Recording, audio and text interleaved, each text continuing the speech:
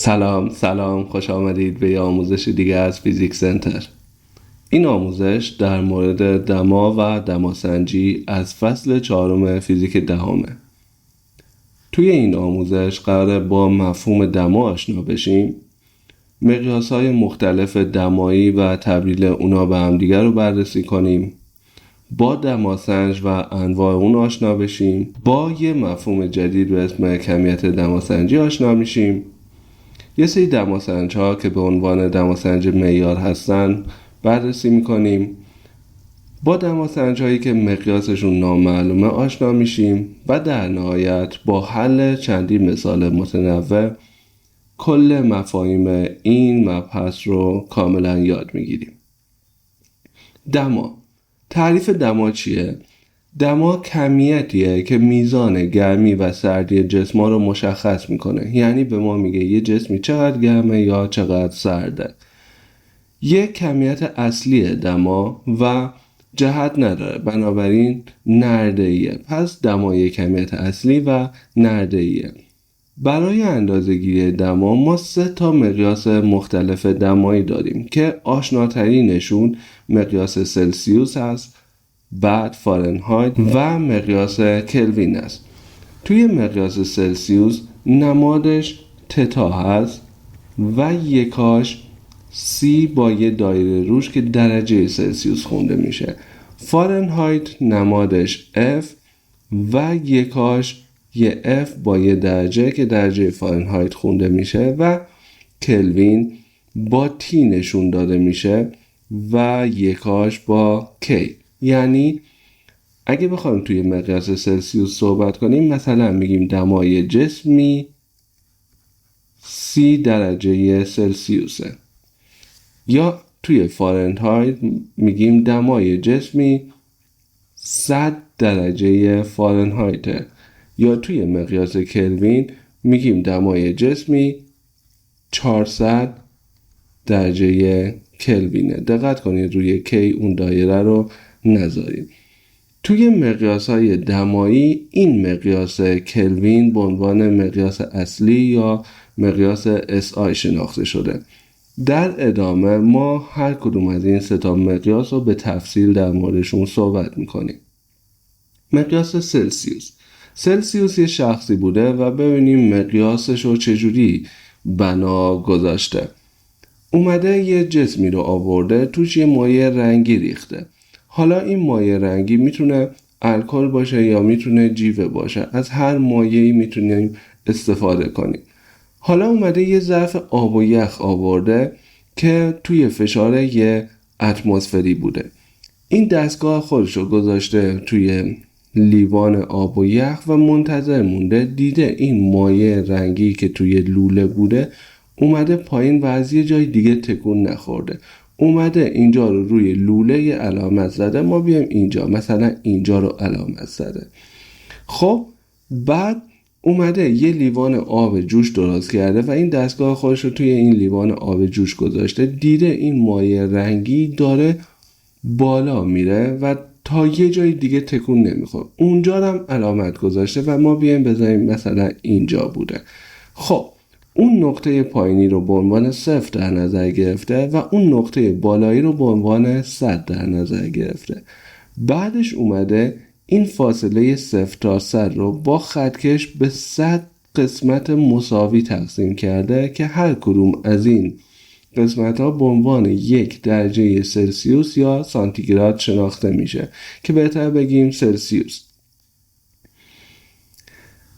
اومده بعد دمای بالاتر این درجه‌ای که اینجا بوده این بالا رو تکرار کرده که از دمای بیشتر از 100 اندازه بگیره و زیر 0 هم تکرار کرده که دماهای منفی رو اندازه بگیره. پس این پایین منفیه، اینجا 0 و اینجا مثبته. پس مقیاس سلسیوس عدداش میتونه 0 باشه، میتونه مثبت باشه و میتونه منفی باشه. مقیاس کلوین اومده گفته اگه ما دمای یه جسمی رو به حسب سلسیوس داشته باشیم، یعنی تتاش رو داشته باشیم، و اگه بیایم این تتا رو به اضافه 273 ممیز 15 کنیم، مقیاس کلوین به وجود میاد. حالا این 273 ممیز 15 چیه؟ کلوین اومد ثابت کرد دمای منفی 273 ممیز 15 درجه سلسیوس کمترین دماییه که توی کیهان وجود داره. به خاطر همین کشفش مقیاسش رو به عنوان مقیاس SI یا مقیاس بین المللی در نظر گرفتن و بعد بالاترین دما محدوده‌ای نداریم، ولی کمترین دمای شناخته شده‌ای که ثابت شده فعلا اینه که منفی 273 ممیز 15 درجه سلسیوسه.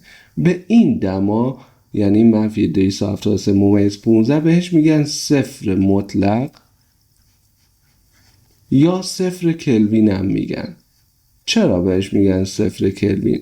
چون اگه این دما رو بذاریم توی این فرمول چی میشه؟ تی مساوی است میشه به جای تتا منفی 273 ممیز 15 بذاریم و خودش هم یه 273 ممیز 15 داره. جمع این میشه صفر و همین بهش میگن صفر کلوین و به خاطر کشف این مقیاسش رو به عنوان مقیاس SI در نظر گرفتن. دقت کنید که مقیاس کلوین میتونه عددهای صفر و مثبت رو داشته باشه و نمیتونه عددهای منفی رو داشته باشه، چون کمترین عدد منفی اینه و وقتی میذاریم توی فرمول صفر میشه. ببینیم چجوری اینا رو به هم تبدیل میکنن. مثلا این سوال گفته 30 درجه سلسیوس چند درجه کلوینه؟ خب 30 درجه سلسیوس یعنی تتا مساوی 30 درجه سلسیوس. گفته چند درجه کلوینه؟ خب ما فرمول کلوین رو میدونیم T مساوی است با تتا به اضافه 273 ممیز 15 و برای سادگی معمولا این 15 صدمش رو نمی نویسن و فقط 273 می نویسن. یعنی شما از این به بعد این کار بکنید تتا به اضافه 273. خب کافیه این تتا رو جاگذاری کنیم. به جای تتا بذاریم سی، 273 هم که داره 273 معادل میشه با 303 درجه کلوین. با مقیاس فارنهایت آشنا بشیم. فارنهایت اومد گفت اگه ما دما رو بر حسب درجه سلسیوس یعنی تتا داشته باشیم، اگه بیایم اینو ضرب در 9/5 کنیم و به اضافه 32 کنیم مقیاس فارنهایت به وجود میاد. ما میتونیم اگه ماشین حساب داشته باشیم به جای این 9/5 معادلش رو یعنی 1/8 بذاریم، 1/8 تتا به اضافه 32. اگه از ماشین حساب استفاده کردین از این حالتش استفاده کردین، ولی اگه میخواستیم با دست استفاده کنین 9/5 بهتره. بریم ببینیم مقیاس فارنهایت چجوری تبدیل میشه. گفته 30 درجه سلسیوس معادل چند درجه فارنهایته؟ خب 30 درجه سلسیوس یعنی تتا مساوی 30 درجه سلسیوس. حالا فارنهایت فرمولش رو می‌نویسیم 9/5 تتا به اضافه 32 مساوی است با، خب 9/5 بنویسیم، تتا چنده؟ 30. 30 یه مخرج یکم بهش بدیم به اضافه 32. خب 5 به 5 میشه یه مرتبه و 30 به 5 میشه 6. 9 6 تا میشه 54 و یه 32 هم داریم که با هم میشه 86 درجه فارنهایت. پس 30 درجه سلسیوس معادل 86 درجه فارنهایت است. بیایم دمای آب و یخ و آب جوش رو توی 3 مقیاس با هم بررسی کنیم. خب ما دیدیم توی سلسیوس دمای آب و یخ 0 درجه است توی سلسیوس. حالا برای کلوین گفتیم کلوین میشه تی مساوی است با تتا به اضافه 273. اگه این 0 رو توی تتا بذاریم میشه 0 به اضافه 273 همون 273 میشه. و برای فارنهایت چی؟ فارنهایت گفتیم میشه 9/5 تتا به اضافه 32. خب اگه این صفر رو اینجا بذاریم 9 پنجم ضرب در صفر که صفر میشه 32 میمونه. پس 0 درجه سلسیوس معادل 32 درجه فارنهایت و معادل 273 درجه کلوینه. 100 درجه رو حساب کنیم.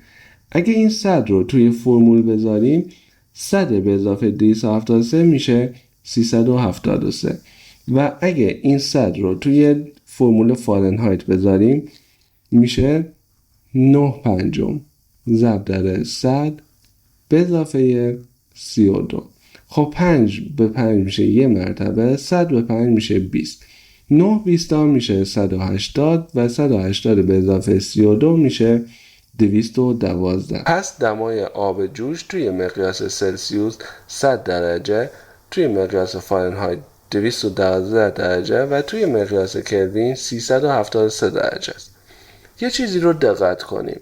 فاصله 373 تا 273 یعنی 373 منهای 273 معادل چند درجه است؟ 100 درجه. بعد سلسیوس هم همینجوری 100 منهای 0 میشه 100، اما بعد فارنهایت 212 منهای 32 معادل 180 درجه. ما توی فصل اول خوندیم که دستگاهی که درجه‌اش ریزتر باشه یا تعداد درجه‌اش بیشتر باشه اون دستگاه دقیق تره. الان در جای این 100 تاست و این 100 تاست ولی این 180 تا.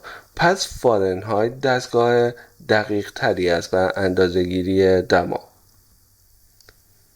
بیام در مورد دماسنج صحبت کنیم. دماسنج به هر وسیله‌ای که بتونه دما رو اندازه بگیره بهش میگن دماسنج.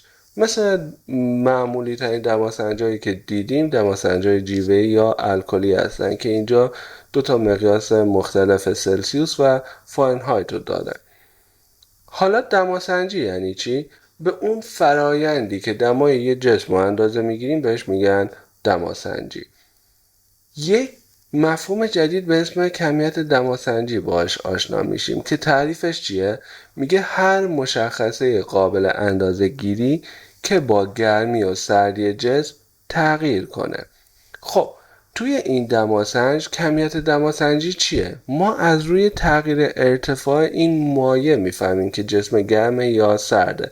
اگه ارتفاعش کم بشه میفهمیم جسم سرده و اگه ارتفاع بره بالا زیاد بشه میفهمیم جسم گرمه. پس اینجا کمیت دماسنجی ارتفاع مایع درون لوله است و از روی تغییر این میفهمیم که دمای یه جسمی سرده یا گرمه.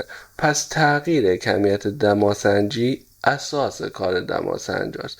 ما یه چیزی رو باید به عنوان کمیت دماسنجی اندازه بگیریم که حتما تغییر کنه.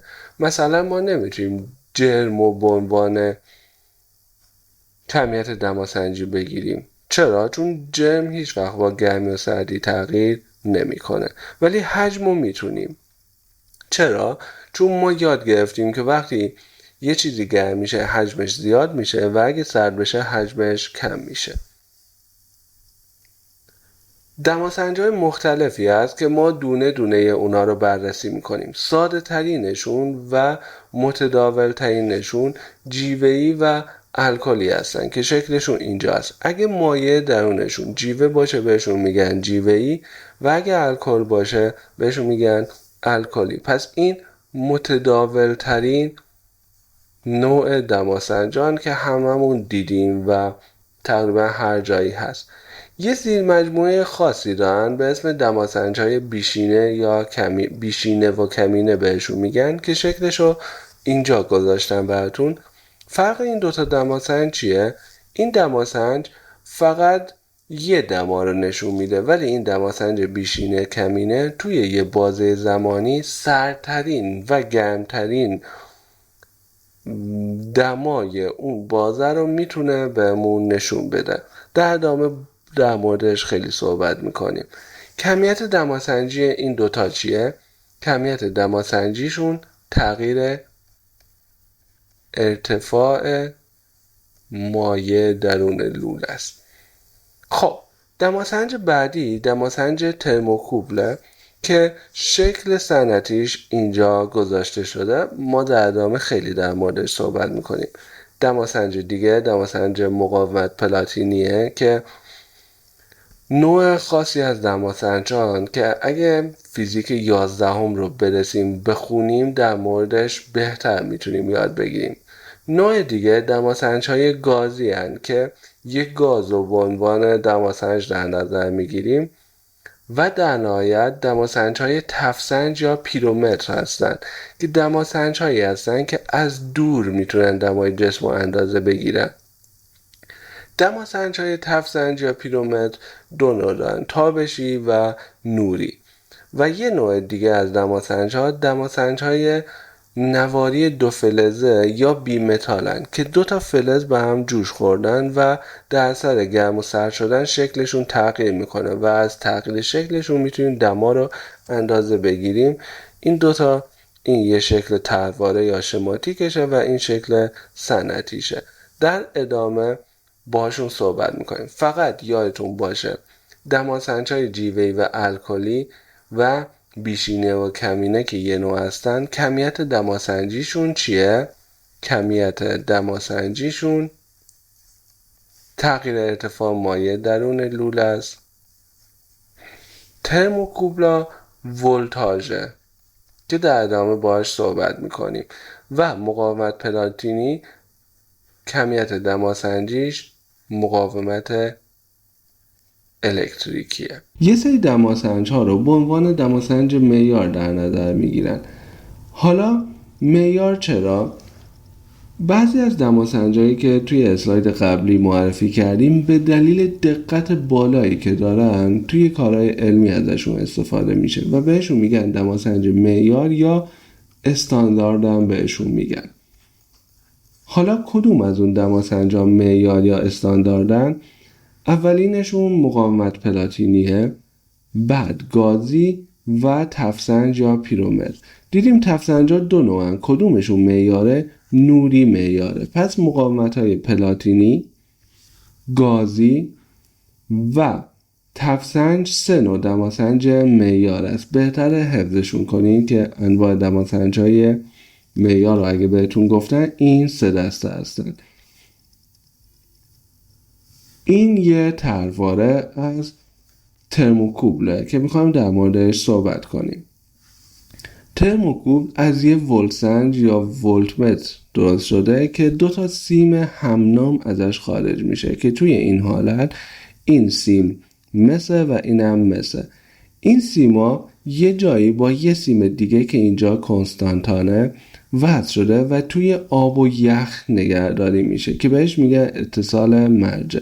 حالا دو سر این سیم به هم جوش داده میشه و به جسمی که میخوایم دماش رو اندازه بگیریم تماس داده میشه. این نقطه خیلی ریزه. چیزایی که باید توی ترموکوبل در نظر بگیرین اینی که این دستگاه اسمش ولتسنج یا ولتمتره. دو تا سیمی که ازش خارج میشه از یه جنسن، اینجا مس و مس هست، ولی این سیم بعدی جنسش فرق داره و اینجا کنستانتان هست. به این جایی که به هم وصل شده و توی آب و یخ نگهداری میشه بهش میگن اتصال مرجع و این جا که یه نقطه نوک‌تیزه به جسم تماس داده میشه. این شکل صنعتیشه که توی صنعت ازش استفاده میشه. یه سری مزایا داره. مزایاش اینه که گفته گستره دماسنجی به جنس سیمای آن بستگی داره. گستره دماسنجی یعنی چی؟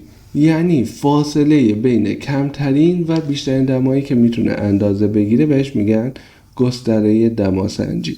اگه این سیما رو عوض کنیم، مثلا اینجا با مس و کنستانتان مثلا میتونه از -200 تا مثلا 1300 درجه سلسیوس اندازه بگیره، ولی اگه جای اینا رو ماده‌های دیگه بذاریم مثلا ممکنه از -500 تا 800 در نظر بگیره. بسته به جنسشون گستره دماسنجی یعنی فاصله کمترین دمایی که میتونه اندازه بگیره و بیشترین دمایی که میتونه اندازه بگیره تغییر میکنه.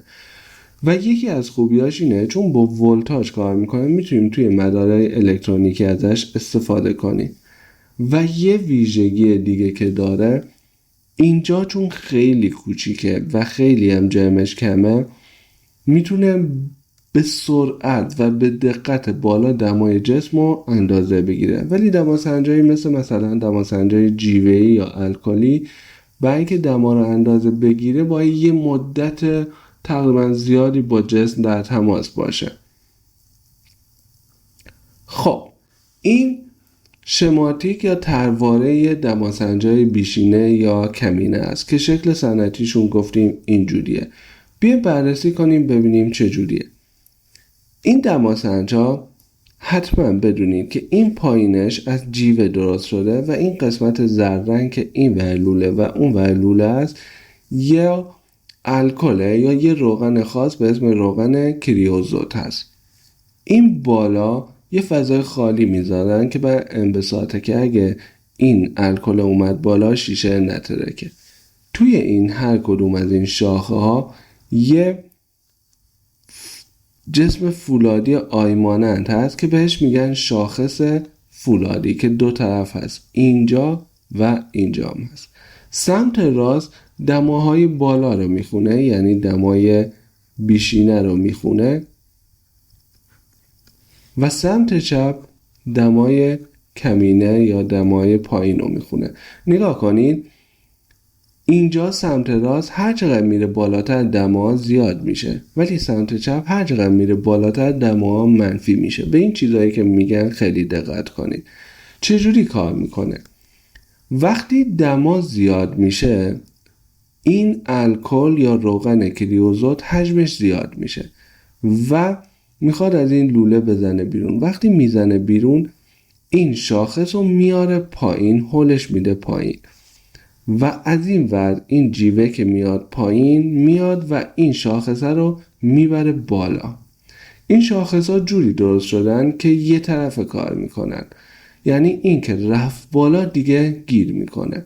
حالا فرض کنید هوا سرد میشه این الکل که اومده بیرون دوست داره دوباره برگرده سر جای خودش. وقتی برمیگرده این جیوه میاد میزنه به این شاخصه رو میبره بالا، یه جایی گیر میکنه و دیگه تکون نمیخوره. فردا که اون شخص میاد میبینه شاخصه یه ور اینجا گیر کرده و این طرف اینجا گیر کرده و میدونه این ور دما بیشترین دما رو باید بخونه، این ور کمترین دما رو باید بخونه. حالا چجوری میخونه؟ چون این طول داره دیگه، جلوش هم چند تا عدد هست. کدوم عدد رو میخونه؟ همیشه عدد روبروی پایه پایینی، یعنی اینو باید بخونه، این عدد اینجا. الان نگاه کنیم این پایه تقریبا روبروی 25 درجه است و 25 رو خونده، ولی اینو نگاه کنی این پایه از 10 رو به پایین تره و 12 رو خونده. پس یادمون باشه که جنس این از فولاد شبیه آیه، بهش میگن شاخص فولادی. عدد روبروی پایه پایین رو میخونیم.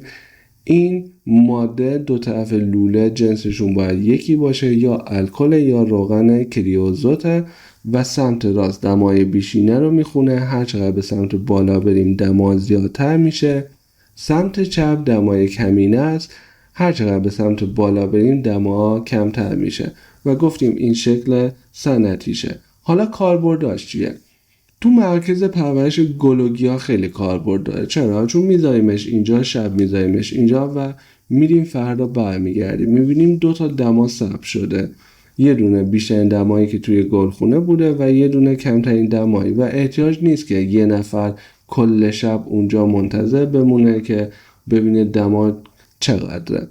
پس توی باغداری هم احتیاج داریم از این داشته باشیم و توی هواشناسی چون دماسنج رو میذاریم اونجا و میریم بعد یه مدت برمیگردیم و ازش استفاده میکنیم. خب به ما تمرین میدن، میگن ثابت کنید که تغییرات دمایی توی مقیاس کلوین مساوی تغییرات دمایی توی مقیاس سلسیوسه، یعنی هر 1 درجه کلوین مساوی 1 درجه سلسیوسه. چجوری استفاده میکنیم؟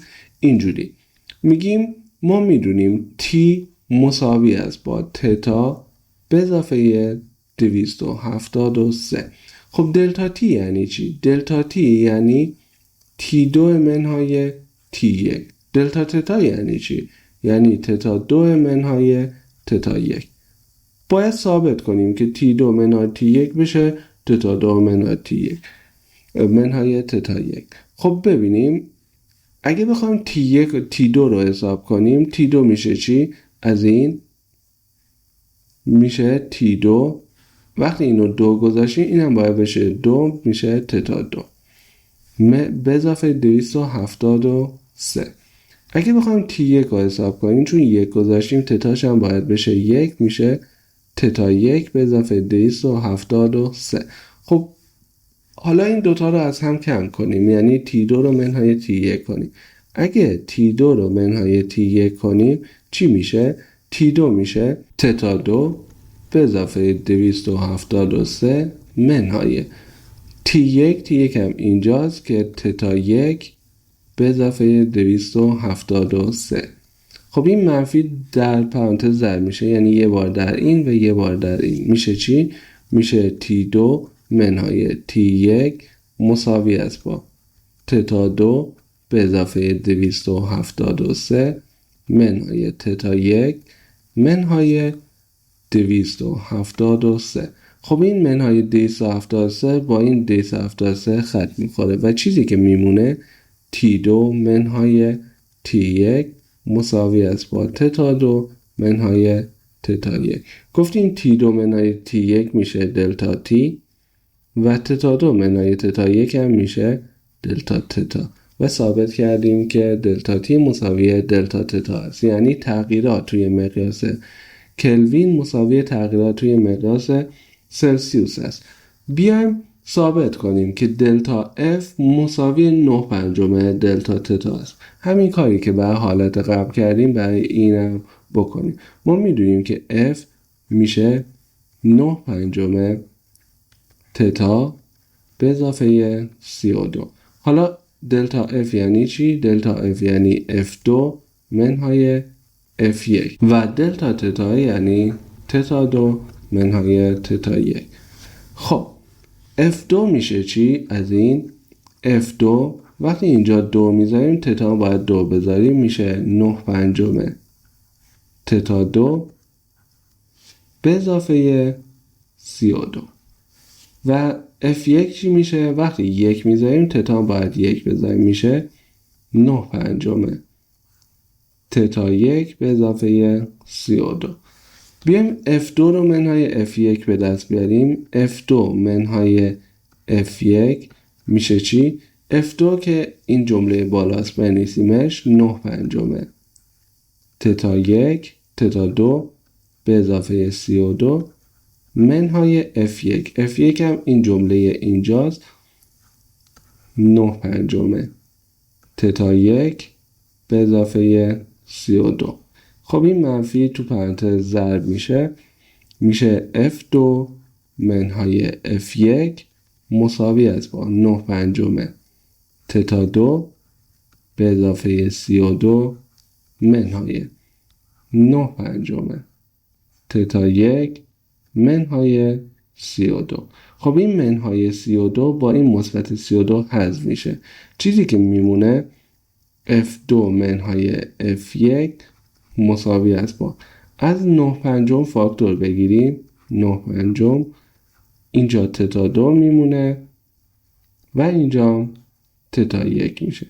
این F2 منهای F1 معادل دلتا F این که 9 پنجمش هست و تتا 2 منهای تتا 1 معادل دلتا تتاست و اینم اثبات کردیم. از این عبارت‌های قرمز رنگ خیلی استفاده میکنیم، پس بهتره حفظشون کنید.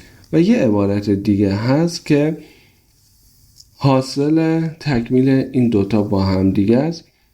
دیدیم دلتا تی مساوی دلتا تتا است، اینجا اثبات کردیم. و دیدیم دلتا تتا دلتا اف مساوی 9 پنجم دلتا تتا است، یعنی دلتا اف که 9 پنجم دلتا تتا است. اگه بخوایم دلتا تتا رو یه طرف بیاریم باید دو طرف رو ضرب در 5 نهم کنیم. اگه ضرب در 5 نهم کنیم چی میشه؟ این 9 با این 9 خط میخوره، این 5 با این 5 خط میخوره، دلتا تتا تنها میشه و یه 5 نهم میمونه، 5 نهم دلتا اف. خب دلتا تی اینجا دیدیم مساوی دلتا تتا است و اینجا دیدیم دلتا تتا میشه 5 نهم دلتا اف. اینو به یاد داشته باشید، خیلی ازش استفاده میکنیم. بیایم یه سوال با هم حل کنیم. گفته دمای 120 درجه فارنهایت معادل چند درجه سلسیوس و چند درجه کلوینه. خب افمون چقدره؟ افمون 122 درجه فارنهایته. گفته تتامون چنده و تیمون چنده. خب فرمولش رو بنویسیم. F مساوی است با 9 پنجم تتا به اضافه 32. خب به جای F 122 بذاریم 122 مساوی است با 9 پنجم تتا به اضافه 32. این 32 رو ببریم اون طرف منفی میشه چی؟ میشه 122 منهای 32 مساوی میشه با 9 پنجم تتا. 122 منهای 32 میشه 90 و این ور میشه 9 پنجم تتا. پس تتا معادل میشه با اون طرف مساوی یعنی 90 تقسیم بر ضریبش که 9 پنجمه.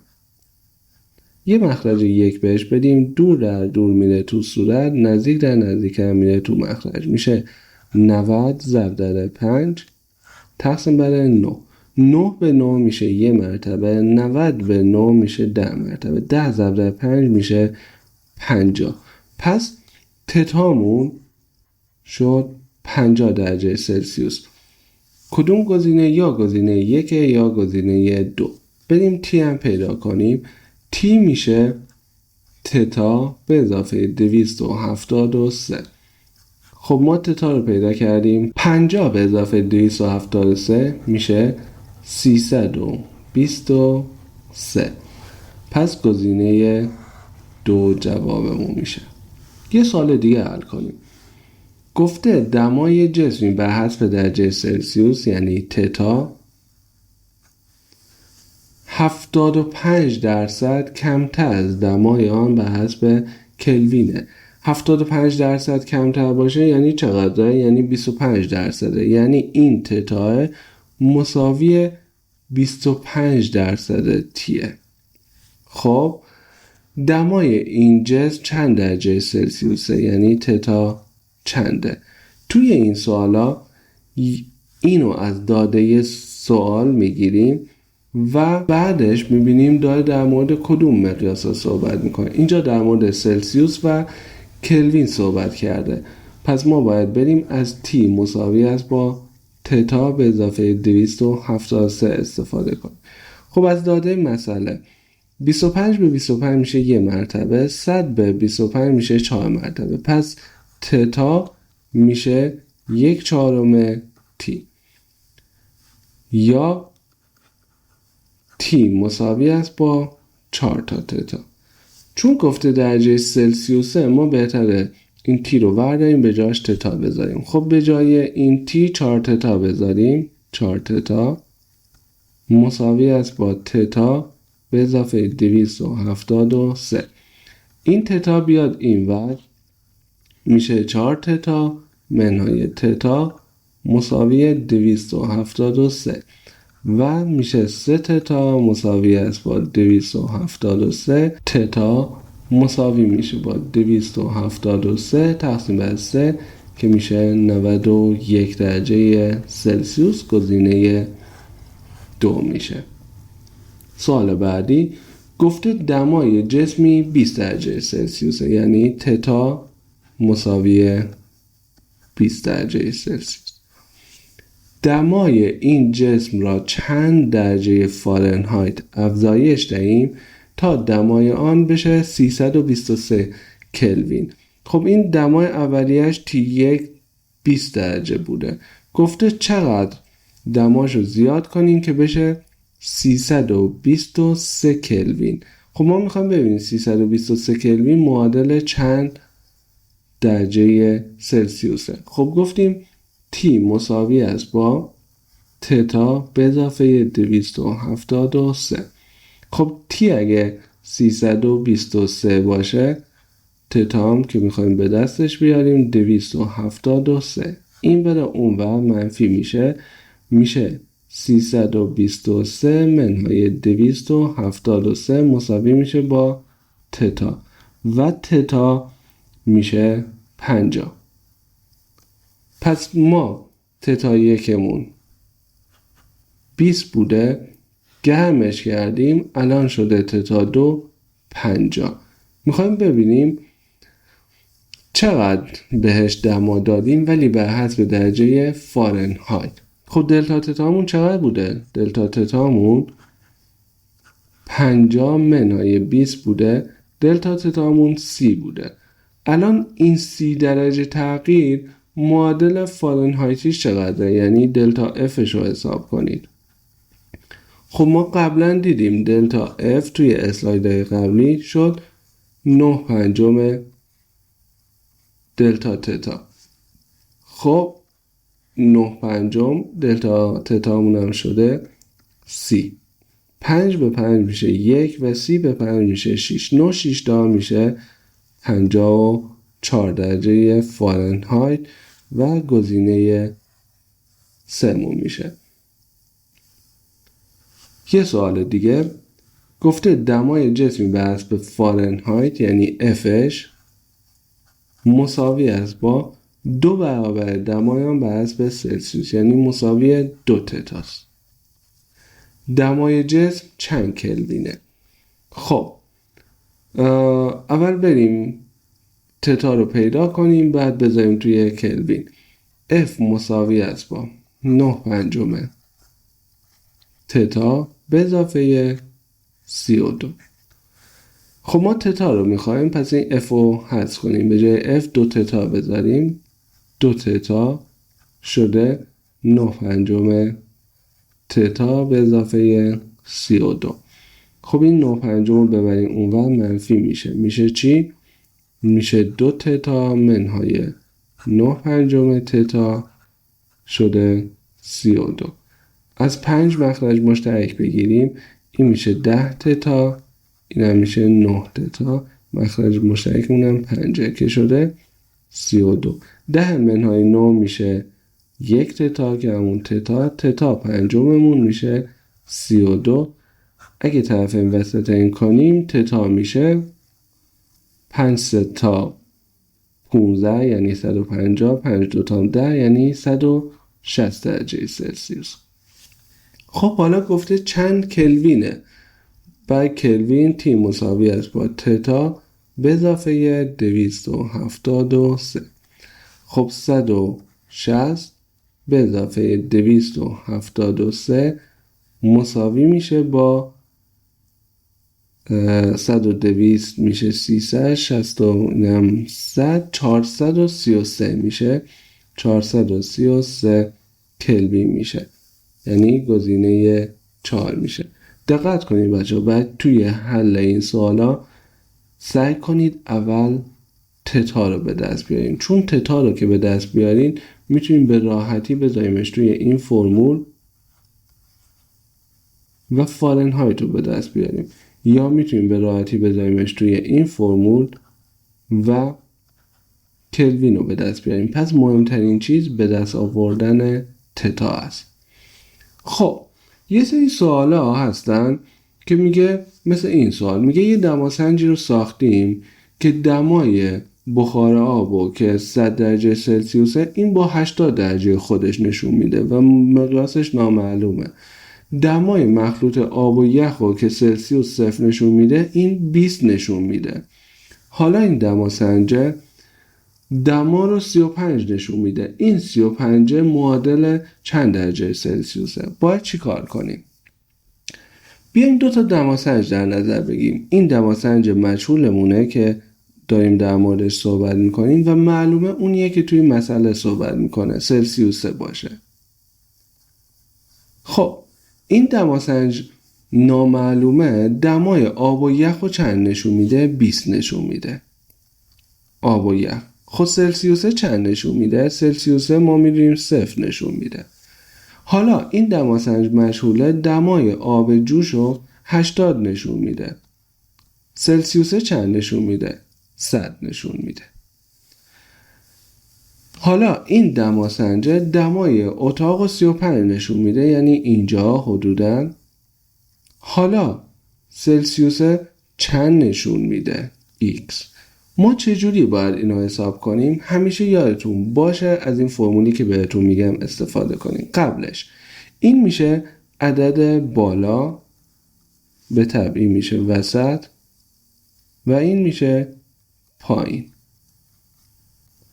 این فرمول رو باید دو تا دماسنج بنویسیم. این برای دماسنج معلوم که اینجا سلسیوسه و این کسر رو برای دماسنج مجهول بنویسیم. یعنی عدد بالایی منهای عدد پایینی تقسیم بر عدد بالایی منهای عدد وسطی و همین کار رو برای دماسنج مجهول انجام بدیم. یعنی چی؟ دماسنج معلوممون اینجا سلسیوسه. عدد بالاش چنده؟ 100. عدد پایینش چنده؟ 0. تقسیم بر عدد بالا چنده؟ 100. عدد وسطمون چنده؟ نمیدونیم. X مساوی است با برای دماسنج مجهوله. عدد بالا 80،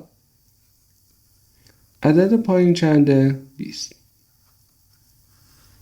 عدد بالا 80، عدد وسط 35. ساده کنیم 100 منهای 0 میشه 100. این همون 100 منهای X میشه. 80 منهای 20 میشه 60. 80 منهای 35 میشه 45. خب ساده ترش کنیم 45 به 15 میشه 3. 60 به 15 میشه 4. ساده تر کنیم میشه 100 به 100 منهای X مساوی میشه با 4 تقسیم بر 3.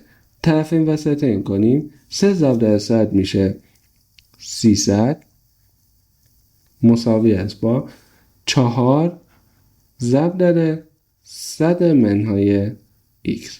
خب این 4 تو پرانتز ضرب میشه 300 مساوی 4 ضرب در 100 400. 4 ضرب در X هم میشه 4 تا X. خب این 4 تا X رو ببریم این طرف مساوی و 300 رو بیاریم این طرف. 4X رو که میبریم این ور منفی مثبت میشه 4X. این 400 که سر جای خودش هست. 300 که مثبت بیاریم این ور منفی میشه منفی 300. خب این با هم میشه 100. پس 4X مساوی میشه با 100 و این بالا بنویسم X مساوی است با اون طرف مساوی که 100 تقسیم بر 4 میشه 25. پس X مون میشه 25 یعنی گزینه 2. این فرمول رو حتما حفظ کنید و خیلی به کارتون میاد. این آموزش هم به پایان رسید. برای دیدن آموزش‌های بیشتر حتما به سایت ما با آدرس physicscenter.ir سر بزنید.